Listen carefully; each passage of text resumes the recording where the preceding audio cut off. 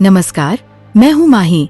स्वागत है आपका बुक्स इन वॉइस के भारत की वाणी कार्यक्रम में, जहाँ हर कहानी बोलती है, हर कविता गूंजती है, हर विचार रचता है एक नई चेतना। जहाँ साहित्य सिर्फ सुना नहीं जाता, महसूस किया जाता है। जहाँ साहित्य मिलता है आत्मा से। ये मंच है साहित्य, संस्कृति और संवेदना का। कहानियाँ हों या जंगल की गाथाएं, कविताएं हों या आत्मकथाएं, बाल मन की कल्पनाएं हों या जनमन की भावनाएं। कभी मीठा प्रेम तो कभी तीखा धोखा, कभी माँ की गोद जैसी ममता तो कभी दिल भाने वाला प्रियसी का प्यार, और कभी जिंदगी के सच से जूझती हिम्मत। इतिहास से वर्तमान का पूरा सच। हर प्रस्तुति यहाँ होती है खास। जानेंगे उन महान लेखकों की लेखनी को जिन्होंने बदली समाज की दिशा और दशा। तो चलिए खोलते हैं शब्दों की किताब और सुनते हैं आज के साहित्य कोट, सिर्फ और सिर्फ बुक्स इन वॉइस के YouTube चैनल पर। कहानी खामोशी। लेखक आनंद संवर्त। रतनपुर गांव की पुरानी ठाकुर हवेली, जो अपनी भव्यता के साथ साथ भयानक कहानियों के लिए भी मशहूर थी, एक सावन की रात को और डरावनी हो गई। नैना, एक चुलबुली और हौसमुख लड़की, अपने माता पिता के साथ इस हवेली में रहने आई थी। लेकिन एक तूफानी रात, जब बारिश ने गांव को डुबो दिया और अंधेरा हर ओर छा गया, एक अदृश्य शक्ति ने नैना के माता पिता को छीन लिया। उस रात से नैना की हंसी गायब हो गई और वह खामोश हो गई।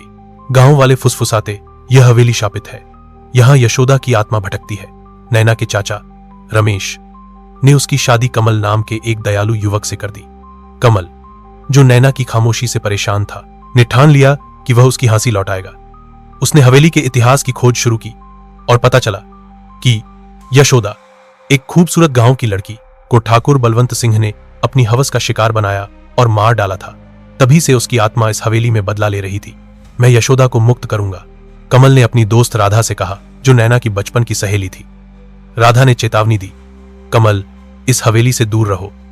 दोस्तों, अगर ये कार्यक्रम आपको पसंद आ रहा है तो आप हमारे चैनल को अभी लाइक और सब्सक्राइब करना ना भूले। आपके लाइक और सब्सक्राइब करने से हमें हिम्मत मिलती है।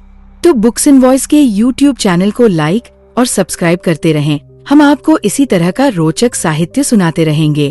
तो चलिए कार्यक्रम को आगे बढ़ाते हैं और सुनते हैं बचे हुए साहित्य को। यहाँ मृत्यु बसती है। कमल ने हार नहीं मानी। उसने गांव के पुजारी बाबा सुमंत और एक तांत्रिक गोरखनाथ को बुलाया, लेकिन हर प्रयास विफल रहा। एक रात हवेली की अटारी में कमल को यशोदा की डायरी मिली, जिसमें लिखा था कि उसने ठाकुर के वंश को मिटाने की कसम खाई थी। कमल को शक हुआ कि वह खुद ठाकुर का वंशज हो सकता है। उसी रात जब नैना चिल्लाई, कमल हवेली की छत पर था। एक भयानक छाया ने उसे धकेल दिया और वह नीचे गिर गया। नैना ने बाद में राधा को बताया, यशोदा ने कहा कि कमल ठाकुर का आखिरी वंशज था। मेरे चाचा को यशोदा ने वश में किया था ताकि मेरी शादी कमल से हो। यशोदा का बदला पूरा हुआ और उसकी आत्मा शांत हो गई। नैना अब धीरे धीरे बोलने लगी थी। उसने हवेली को बच्चों के लिए एक आश्रम में बदला, जहां राधा और गांव का युवक श्याम उसकी मदद करते। हवेली में अब शांति थी। एक रात नैना ने यशोदा की एक हल्की मुस्कान देखी, जो हवा में गायब हो गई।